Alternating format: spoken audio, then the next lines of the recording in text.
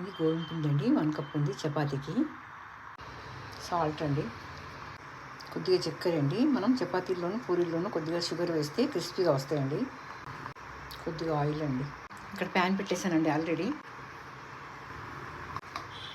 Oil వేసాం కాబట్టి మనం ఈ మిశ్రమాన్ని అంతా బాగా కలుపుకోవాలండి. కలుపుకొని ఆ తర్వాత కొద్దిగా వాటర్ పోస్తూ చపాతీ పిండి కలిపేసుకోవాలి. గట్టిగా కాకుండా మీడియం సెమీ సాఫ్ట్గా కలుపుకోవాలండి. వాటర్ అండి,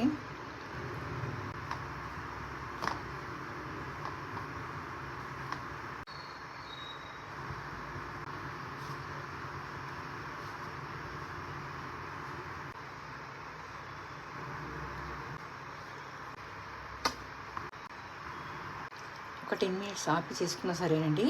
నేనైతే వెంటనే చేసేస్తున్నాను చపాతీకి. ఇంకా ఇది రేపు పెసరట్టు కండి ఇడ్లీ.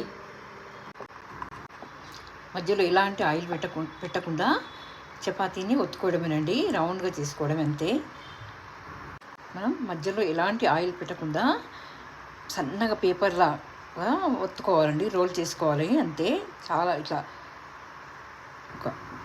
సన్నగా, ఎంత సన్నగా వీలైతే అంత సన్నగా చేసుకోవాలి.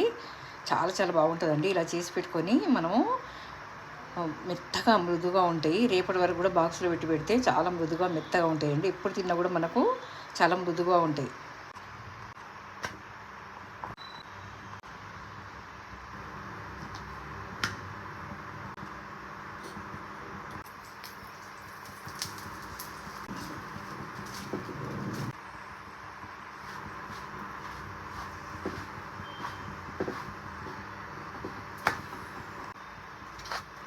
అయిపోయిందండి.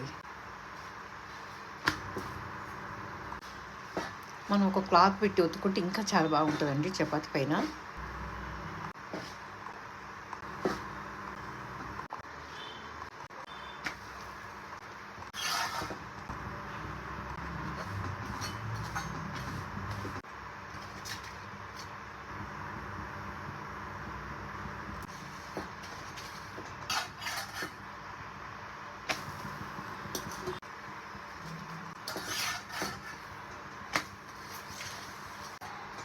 మధ్యలో సిమ్ చేస్తూ హై ఫ్లేమ్ మీద పెడుతూ కాల్చుకోవాలండి చపాతీని.